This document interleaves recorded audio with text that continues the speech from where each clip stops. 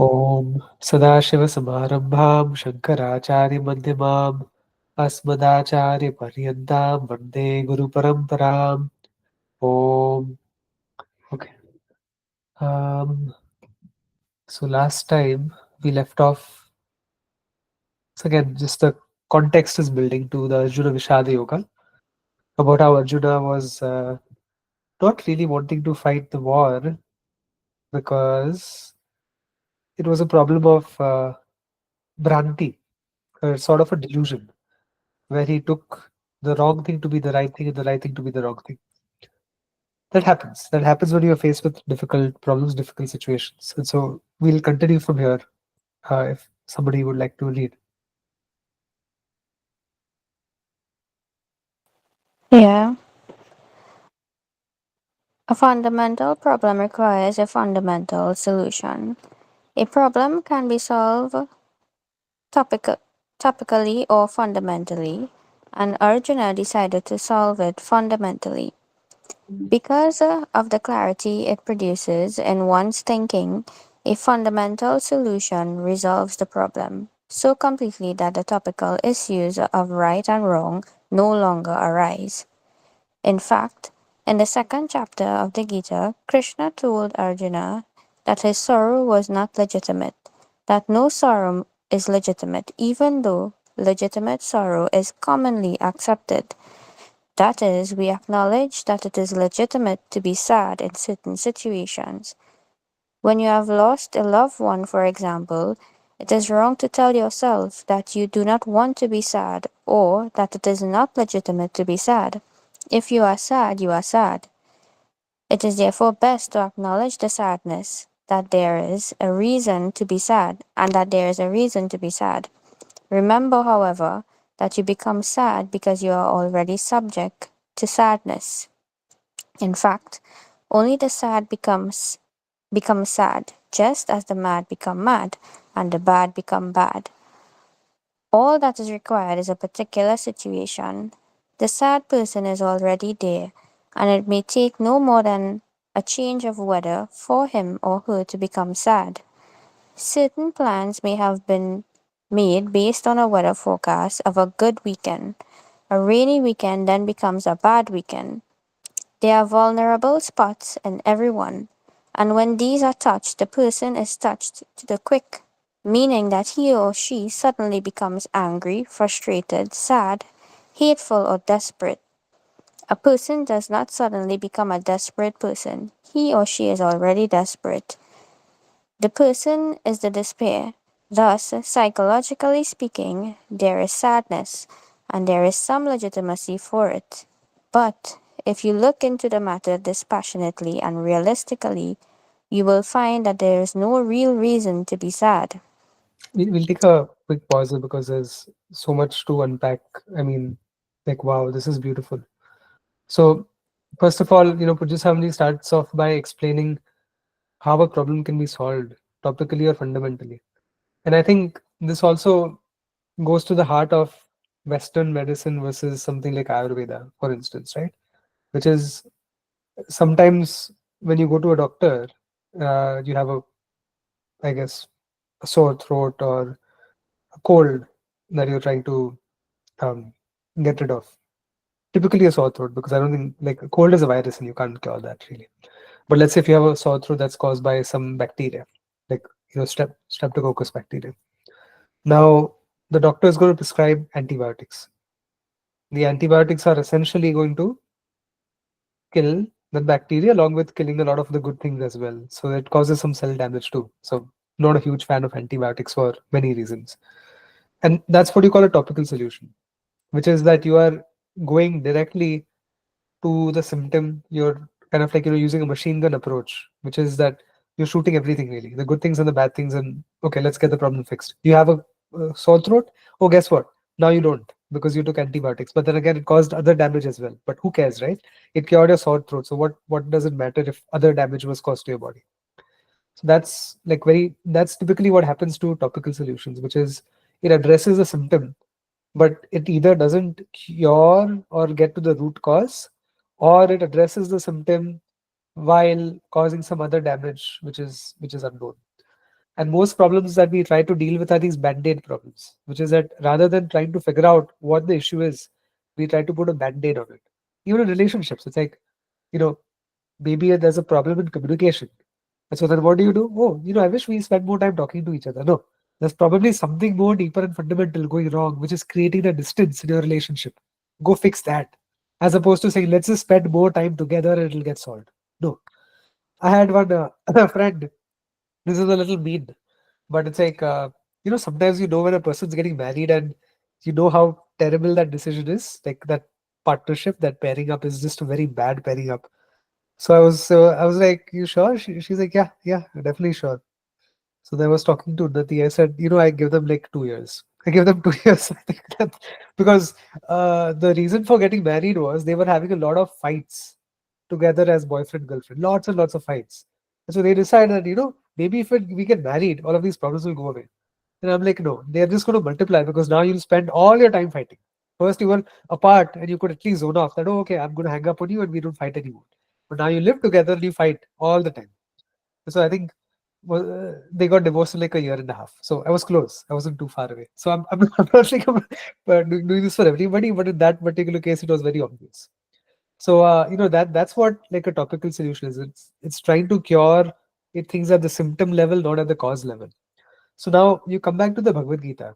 It connects. Everything connects here, right? I'm not going all over the place without a reason. So in the Gita, Arjuna is asking a simple question. In fact, he's asking many questions which are simple questions. And Krishna Bhagwan never gives him a straight response. Never. Ahead in the Gita, as you go through it, many times in different ways, Arjuna will ask the same question. Action or knowledge? One way or the other. Karma or jnana? He'll keep asking that same question. Do I do this or do I become a sannyasi? One way or the other, that question will come up. And Krishna Bhagwan will never directly answer that question because he knows that the fundamental place from which that question comes, that place needs to be addressed, not the manifestation in the form of that question. So a good teacher does this, okay?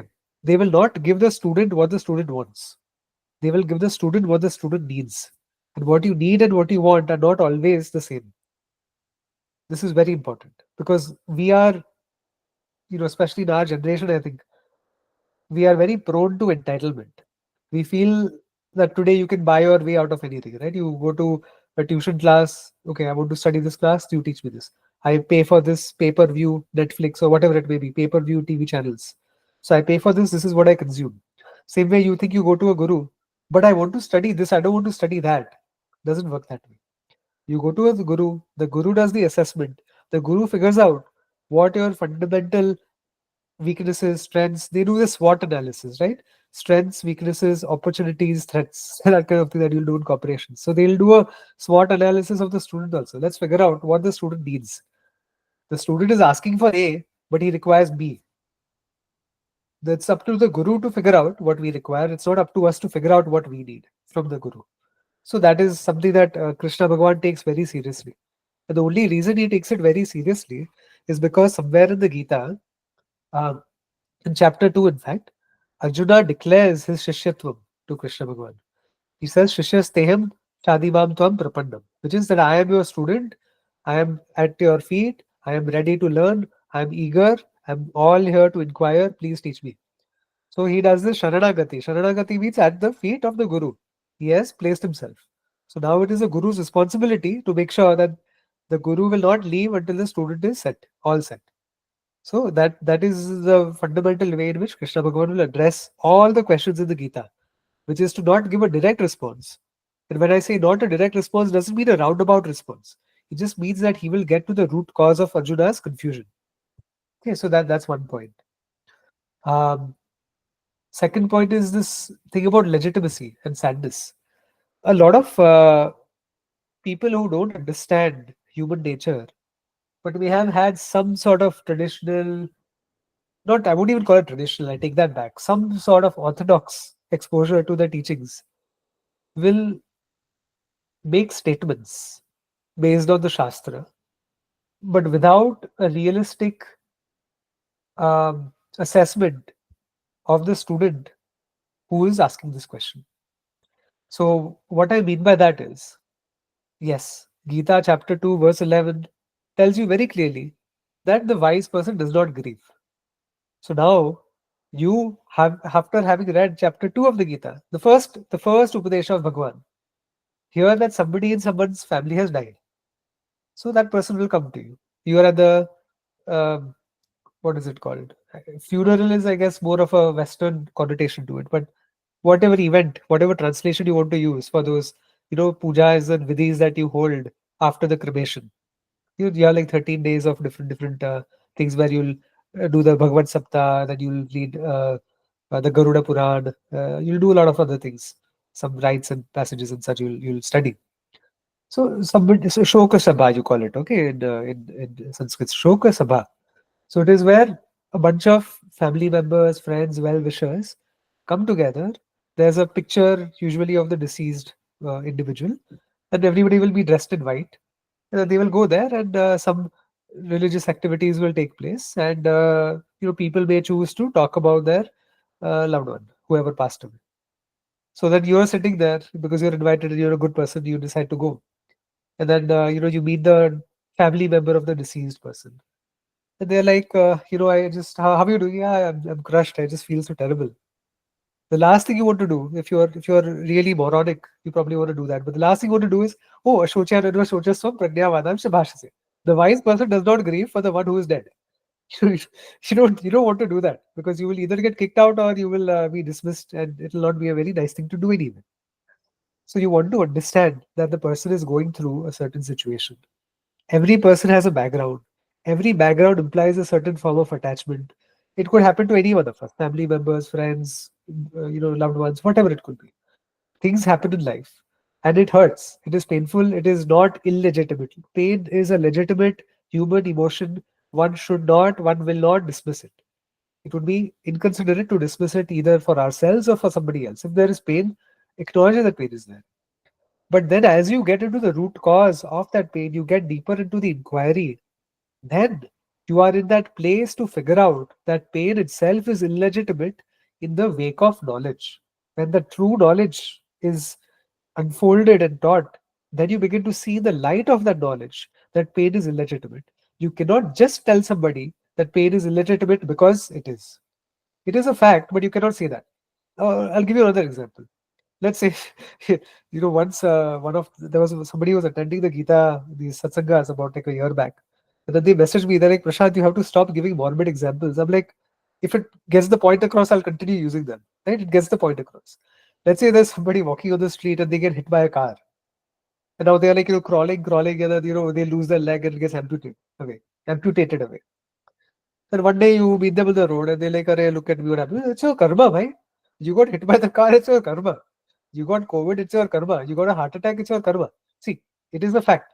Things happen to us because of karma. But you don't go about telling people, Arey, it's your karma. No, that's what's happening. Usually, usually you say a word that's empathetic, that, oh, I'm so sorry, this is terrible, such a terrible loss. You were dancing with joy and now you can barely walk and you're on crutches. You have to be empathetic. You can't spout scriptural teachings, even though they are true. You cannot spout that. So this is why pain has to be understood as legitimate. Pain has to be processed as legitimate, and it has to be processed legitimately as well by the people who are surrounding that individual. But you cannot cry and be in pain your whole life. That is why after 13 days, let's say somebody's had a breakup. It could be, I actually have a friend, it's been like 2 years and he's, anyway, he needs something more than the Gita. But after a certain point, you have to move on. You have to say that, okay, look, I've had my time. I've stressed about it. I've moaned about it. I've cried about it. I've spent sleepless nights worrying about this. I think it's time for me to do something useful with my life and time to move on. And at that point, perhaps you can start putting in these words of wisdom, but not at the very beginning. You have to know when the timing is right. If a person refuses to get up and they are sort of in this depressed state for like months and months together, then sometimes you have to shake a person by their collar and be like, okay, guys, get up. It's like, I don't know if you watched. Anyway, there's a scene that's very similar in the first Godfather movie, but we'll move forward. Uh, okay. Any questions before we proceed? Okay, you can start from here. When you go to a therapist, you are a seeker. The therapist analyzes your past and arrives at a solution to your problem, saying, for example, it's all due to your mother. Yes, that is true, you say. In this way, the therapist validates your feelings. Knowing there is a reason for your sadness, you have a sense of freedom. You had certain opinions about yourself that made you sad, and now your reactions and responses have been validated properly. Your conclusions, based upon wrong notions about yourself, can now be looked at differently. By changing those opinions, you gain a freedom, as though you have thrown light upon yourself. I'll go, very quickly pause there also, just on the topic of this whole therapy thing, how it usually works. Every problem, okay, I'm talking about any problem. Ultimately, it boils down to the fundamental human problem of self-acceptance, right? We talked about this at a great length in the last couple of sessions, that all my problems are caused by my non-acceptance of who I am. So let's take that as a fact. It is a fundamental thing to understand about life, that all problems start with self non-acceptance. All problems. Then somebody may inquire that, oh, but what about death of a loved one, and that pain? How is that about non-acceptance of myself? I accept myself, but I miss the other person. Here's the thing: fully accepting oneself is to know oneself. I can't accept myself until I know myself. There's a lot of self-help, nonsense out there which talks about loving yourself and, oh, you're wonderful and you're nice and you're this and that. That is not the self we are talking about. The self, to be accepting of the self, implies knowing the self as the teaching is unfolded. So if the self is about this body mind sense, and if we restrict the self to this individual that one is, then yes, there is a certain amount of love and compassion that you can have towards this limited entity also. But you don't want to stop at that. Acceptance of myself is to recognize that I am that in the light of which this whole jagat is painted. It is coming alive. It is brought forth in my own light. I am the one who is Bhanam, and everything is Vibhati. It is shining in my own light. I am that which is Astitva, and everything else has its basis, its existence because of me.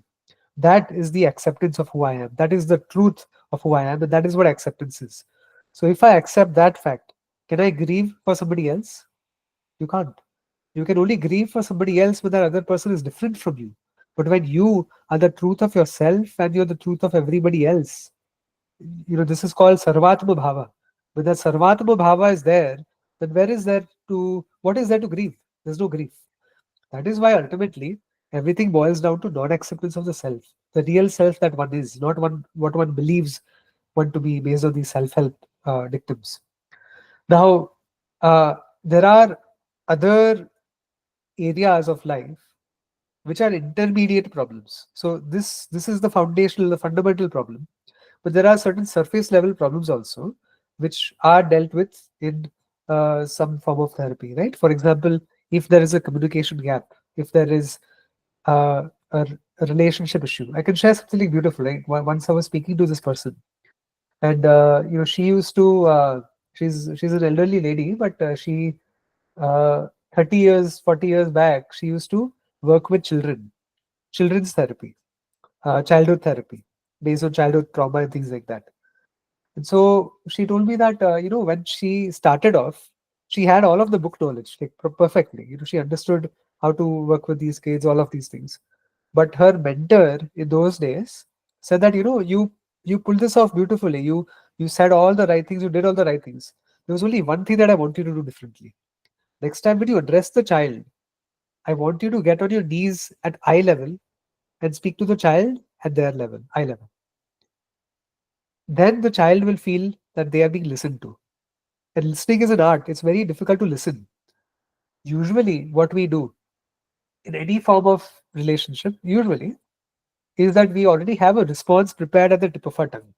And I'm also very often guilty of that, which is that we are having a conversation, but rather than listening completely to what the other person is saying, I'm keeping a response ready.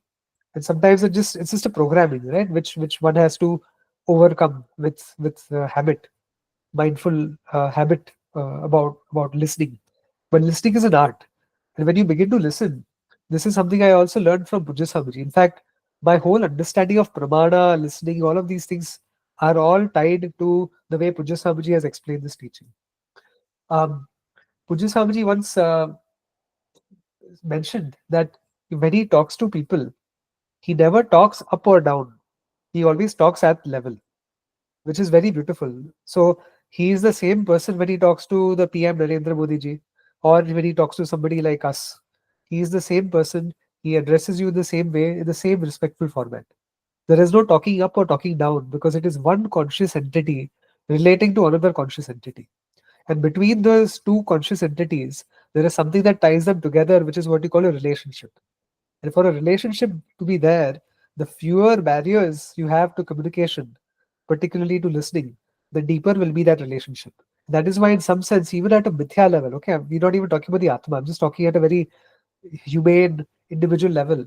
We are all connected in the sense that we are all conscious creatures relating to each other without any barriers along the way. There's no barriers in between.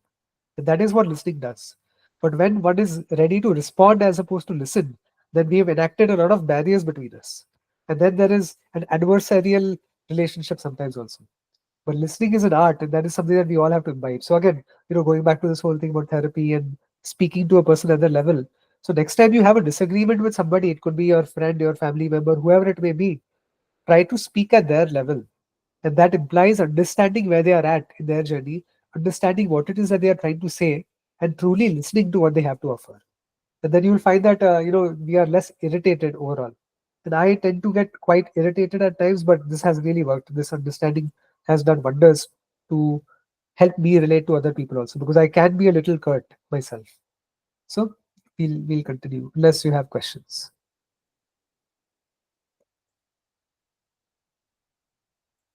Okay.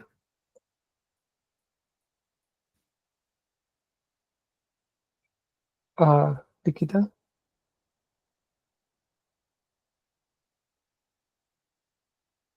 you're Can muted. someone else? Okay. Can somebody else read? I can read. Yeah, please. Accepting situations as they are. You begin then by acknowledging the situation and validating your responses. Later, you find there is no reason for sorrow. This does not mean you are suppressing the sorrow, only that you see the situation as it is. What we are doing is taking the sorrow one step further and asking, is there a real reason for sorrow? Lord Krishna told Arjuna there was not. How could he say this? Was it merely because he had never experienced sorrow? After all, Krishna was looked up to, everyone prostrated to him, and all gopis were after him. Did he not recognize Arjuna's limitations?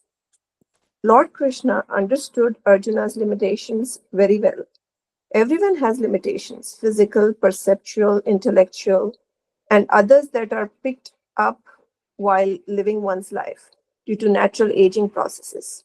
Originally, you may have had 20/20 vision and now perhaps a vision of 20/60. Thereafter, you require glasses, a hearing aid, and perhaps a cane also. In spite of all these limitations, Lord Krishna said, there's no room for sorrow. This is something to know and is what the teaching is about. Arjuna asked for the knowledge, and Lord Krishna taught him in the second chapter. He did not just make the statement and ask Arjuna to work on it.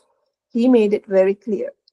Once Arjuna received the teaching, it became a matter of questioning and assimilating the knowledge given to him.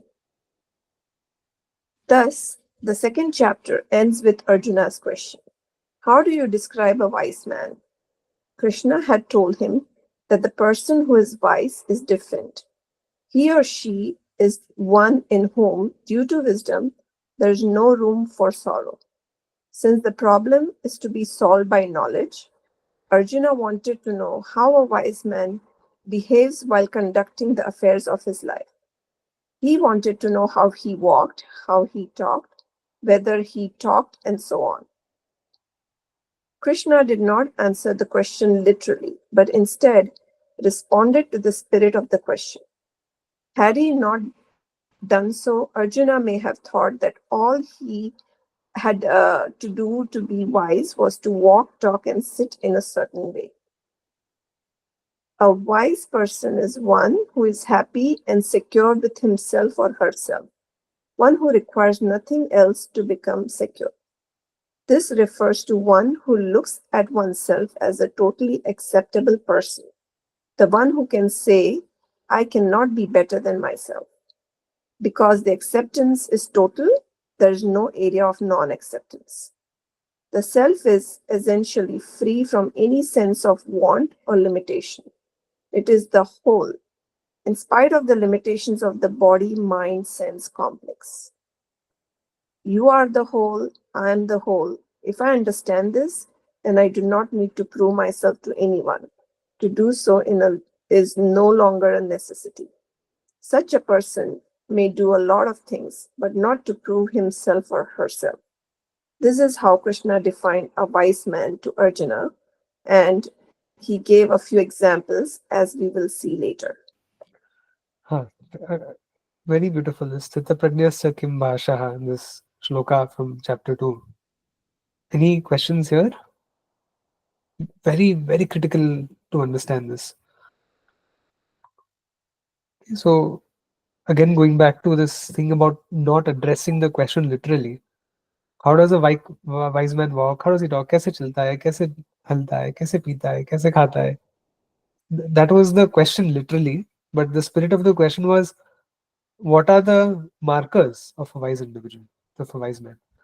And Krishna Bhagavan keeps it very simple. The one who is full with himself, not full of himself, but full with himself.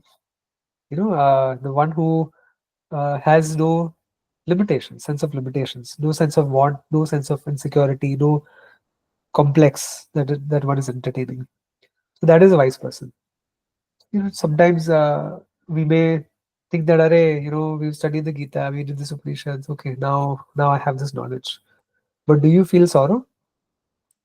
Then the knowledge is not there yet. It is waiting to be assimilated. In it is there, but it is not manifest. It has not borne fruit yet. So that is what you call a jnana phala. The phala of the jnana is this fullness. It is this anandam. That is who I am.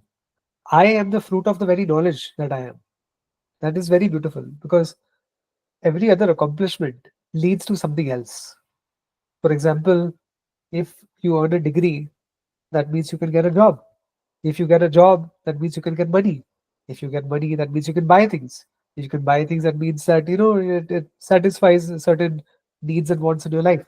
But you see, every cause leads to a different effect. But over here, the self is what I am. And gaining this self, I have gained myself, which is the whole. So, there's no after this what. After self knowledge, what? In fact, this there's one individual who I happen to know. And once upon a time, he went to Puja Swamiji, and in his wonderful delusion, he told Puja Swamiji that Swamiji, I am now a wise man. What should I do next? So Swamiji said, "You're a wise man, so you should not have any questions left."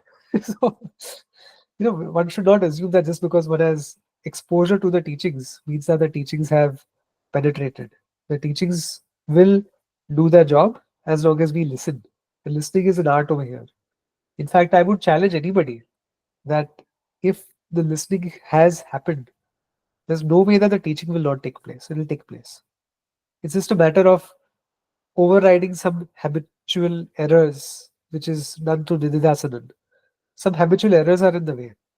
But Shravanam itself is sufficient for jnana. And Nididhasanan will only remove those errors which get in the way. Which means that, let's say, one is trying as a sadhaka, one is trying to live a dharmic life, a life of good values, a life of karma yoga, and one is studying the Shastra, one has done a lot of Shravanam. But for some reason, those habitual errors keep creeping up. Certain identities that one has cultivated are too strong and they are opposed to the teaching. but they are strong. They are not allowing the teaching to fully blossom into, you know, this I guess, unimpeded knowledge of who I am, this fullness that I am. One is born again, but in a much, much, much better place. A much better place, a much better position, a much better environment wherein the teachings of Shastra will come very spontaneously. And I think Krishna Bhagavan at some point, I don't know which chapter, 6 or some, I don't know where, but he talks about Yoga Brashta, which is that such a person who's just got some assimilation left to do is born again in a very exalted uh, upadhi with a lot of good things going for them. In a good dharmic family, good parents, supportive parents, access to guru, access to shastra, access to the bhasha that allows us to, you know, come in touch with this knowledge, and also a very prepared mind which will quickly soak it all up. Some people are born prodigies. I've seen like videos of 3-year-olds playing like better chess than I can. So you have prodigies all over the world. Mozart was a prodigy. Some chess players, some musicians, some painters, prodigies are there, and they've picked up this knowledge from previous lives. So in the case of Vedanta, the Vedantic prodigy is one to whom this knowledge appears very natural. It comes to them very spontaneously. It's almost like this they've already understood and they've already done this before. No? So they know it. It sounds very familiar. It sounds very obvious. They will not reject this knowledge. The moment they see it, the moment they see some form of Advaita in front of them, they will grasp it instantly. It will seem like coming back home. And that person will continue their journey where they left off. So, but ultimately, wisdom is what we end with when this knowledge takes place. Any questions? Okay. We'll read a little bit more and then we'll close. Would you like to continue, Shwetaji? Yeah, sure. Two lifestyles for gaining self-knowledge. Krishna also talked about karma yoga, a life of activity, and about sannyasa, uh, a life of renunciation. Then he said that all you need in order to be free is to know yourself. Why then, Arjuna asked, do you ask me to engage myself in this war, which will result only in destruction? This was very relevant question. Arjuna thought that Krishna was giving him two conflicting pieces of advice. Krishna had said that knowledge liberates, and therefore Arjuna felt that he was telling him to pursue knowledge, which was what he wanted to do. Not only had Krishna said that knowledge liberates, he had also said that karma binds. Then he had told Arjuna to do karma. What did this mean? Thus Arjuna begged Krishna, please do not say sannyasa is good and karma yoga is also good. I cannot accept this. Tell me one or the other. Knowing the difference between karma yoga and sannyasa is a matter of understanding, and Arjuna was confused. Therefore, he asked Krishna to tell him which one was right for him to follow. But Krishna did not want to play the role of a consultant. He only wanted to teach Arjuna. To teach is to make the other person see as clearly as you see, so that he or she does not need to come to you again. The person who is able to do this is a teacher. Krishna, being a teacher, did not give Arjuna advice. Instead, he taught him the remaining chapters of the Gita. At the beginning of 5th chapter, Arjuna had the same doubt and rephrased his question. Again, Krishna told him that sannyasa was good and karma yoga was good. Then he told Arjuna that it was not a matter for choice, that it was a matter for understanding. Yeah, there's so much to discuss here. I'll just briefly get into it, then we'll pick up again next time. But I've sort of said this ad nauseum in the past that there are teachers who will say, "Oh, you're an action-oriented person, karma yoga for you. Oh, you're an emotional person, bhakti yoga for you. You're an intellectual, jnana yoga for you. You're a very meditative person, raj yoga for you." These things are not a matter of choice, and God knows why this sort of corruption in the teaching has taken place in the last 150 years. I have some ideas why, but it's besides the point. The important thing here to note is that these things, when you talk about karma yoga or sannyasa, and when you talk about sannyasa, you talk about jnana yoga, essentially. Because the pradhanata of sannyasa is a life of knowledge, both learning and teaching. Whereas in karma yoga, it is more of a life of activity. But the goal of both karma yoga and sannyasa is moksha. And this is something that is made evident in the Gita as we study further. Luckily, this some of this is very fresh in my mind because I just completed like the whole Gita 193 talks of Pujya Swamiji, beginning to end. And like he explains it very beautifully, and he will explain it here as well in this text. So when we talk about karma yoga, it is not just a life of activity for activity's sake. The goal is chitta shuddhi. Karma yoga is for chitta shuddhi, antakarna shuddhi. And jnana yoga is for jnana nishtha. It is for jnanam. It is for this deep rooted knowledge. But that does not mean that somehow one can say, no, no, no, jnana doesn't work for me it's karma yoga. Because these are not two choices, they are two different lifestyles based on what one's situation calls for. Simple example, I think in most of our cases, we are householders. We have a family, we have kids, we have parents, whatever it may be. We have a certain lifestyle that's more conducive to a predominance of karma yoga, which is to say that we have jobs, we earn an income, we have families to support, that lifestyle, right? Householders. So as a householder, we have a lot more engagement with activities. But does that mean that because we are engaged in activities, we are somehow precluded from this knowledge? No. It just means that the growth that we will experience will come through these activities when we offer them to Ishvara and we try to uphold the cosmic order, which is Ishvara, by offering our actions and receiving results from Ishvara. And so that will help us attain Chitta Shuddhi, and it will also, alongside, we do things such as pravachans, we listen to our acharyas, we study the Bhagavad Gita, sometimes it could be on your headphones, sometimes it could be a live pravachan. You get exposed to the teaching, you have these different granthas that you study in your own time. So we have exposure to the teachings also, but we probably don't have 7 or 8 or 9 hours a day to do those things. Most of our time goes in our day-to-day activities. But one should never feel that just because I'm engaged in my day-to-day activities, therefore I only have like 1 hour a day or 30 minutes a day to pursue moksha. Every single minute of one's day is spent in the pursuit of moksha as a karma yogi and as a jnana yogi.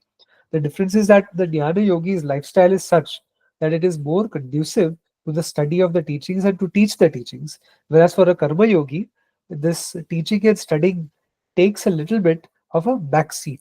And when I say backseat, I don't mean it is absent. I mean that you probably have a slot every single day reserved for it, but it's not your entire day when you can study the teachings. But one is meant to reflect upon it, because as a karma yogi, what are you doing? As a karma yogi, you're offering these actions to Ishvara. And what is Ishvara? That knowledge has already been gained through the study of the teachings. So what the Ishvara is the whole, your actions are the whole, every single karaka, the doer, the doing, the thing that it is done upon, the actor, the acted upon, the action, the result, all of these karakas are only Bhagavan, Ishvara. So every single moment one is connected to this teaching. It is just a different lifestyle, but it is not a matter of choice that I choose this versus I choose that. One requires both. Without karma yoga, one cannot graduate to become a sannyasi. A sannyasi implies that I have first lived a life of karma yoga, that I have paid my dues, I have paid my pitru runa, I have paid my taxes, I've done my part, I've spoken for justice, I've defended the ones who are being treated unfairly. I've lived a life of responsibility where I've made a positive dent in my society and all of these things. One has lived that kind of dharmic lifestyle, invoking Ishvara every single step along the way, and only then does one get inclined to take sannyasa, and only then does one who's inclined to take sannyasa actually get rooted into dhyana nishtha. Because there could be a sannyasi who is a premature sannyasi. Like Bal sannyasis these days, you sometimes see that suddenly parents who are very devout decide that, oh, my children are going to be sannyasis. No, bhai, hold on, back off. Let them experience puberty, let them experience falling in love, having a few crushes in school or college or whatever, then let them figure out, is this really for them or not? Because you never know. When you suppress a person's desires when they're too young, and suddenly those desires explode, it's going to become a scandal ultimately. And then suddenly they'll have all of these, I guess, sexual frustrations in them as they mature, as they cross their teenage years, and then they realize that this was not the life I wanted at all. I was just put into it. I was selected for this kind of thing, though I was never meant to do it. And then they completely lose themselves. There are a couple of examples I personally know where such things have happened. Anyway, long story short, Karma Yoga, Jnana Yoga, not choices, they are two different lifestyles. Karma Yoga prepares one for Jnana. And Jnana is what ultimately is what we call Mukti. People ask, does Karma Yoga give you moksha? No, it doesn't. Does Jnana Yoga give you moksha? No, it doesn't. What is moksha? Moksha is knowledge. So what gives you moksha is nothing, because moksha is knowledge. Knowledge is moksha. Moksha is knowledge. Knowledge of who I am is what we call freedom. It is liberation. It is mukti. And that mukti requires a certain disposition of the mind, which is enabled through karma yoga. That disposition is what you call antakarana shuddhi. And that antakarana shuddhi prepares one for jnana to be firmly rooted. And that is why it is not a matter of choice, but it is more of a karma. There's a certain order. And that's why in the ideal Vedic society, I encourage this if it's possible. I don't say that everybody must or should or it's required or whatever. It's an encouragement that as one's kids have grown up, or let's say if a person doesn't have children for whatever reason, and they decide that, okay, I've reached a certain level of contribution and I've taken care of my family and my parents are old and whatever, everybody's good on their own, I think I can consider taking a backseat for a while. Consider Vanaprastha. Vanaprastha is disengaging from society, not going to that party that somebody calls you for. And you basically sit and take a backseat and you just focus on your swadhyaya, you serve your guru, you do things, you write, you read at home. That is Vanaprastha. If Vanaprastha is successful and one feels that, okay, I don't feel left out, I don't have FOMO, I don't feel bad when the person doesn't call me for that latest event, then after that period in time, one may consider sannyas as well. It's worth considering. Whether a person does it or not is besides the point, but it's worth considering. Uh, so yeah, that's I think covers what we have for today. Any questions before we close? Okay, so we will close and see you all next week. Om Purnamadah Purnamidam Purnat Purnamudachyate Purnasya Purnamadaya Purnamevavashishyate. Om Shanti Shanti Shanti. Harihi Om Shri Gurubhyo Namaha. Harihi Om. Just close the recording.